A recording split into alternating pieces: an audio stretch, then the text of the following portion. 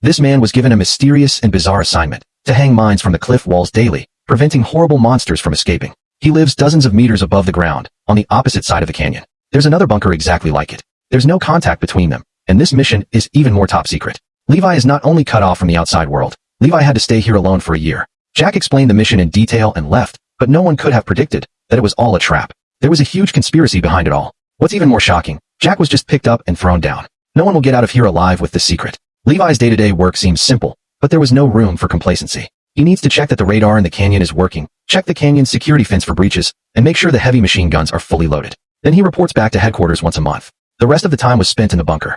One day, bored, Levi picked up his binoculars. He looked across the bunker with curiosity. He was stunned by what he saw. There was a woman in the bunker. The woman's name was Irene. She soon realized that Levi was looking at her. Their destinies began to change.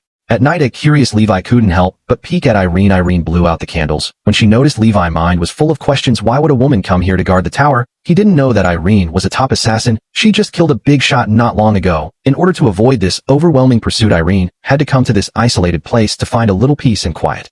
The next night, Irene couldn't hold back her loneliness. She used binoculars to watch what Levi was doing. Then she wrote a few words on a piece of cardboard. Then she fired a shot into the sky. The shot was loud in the silent canyon. It was the first to break the silence between them. She asked Levi his name. Levi was to abide by Jack's warning, claiming they were forbidden to communicate.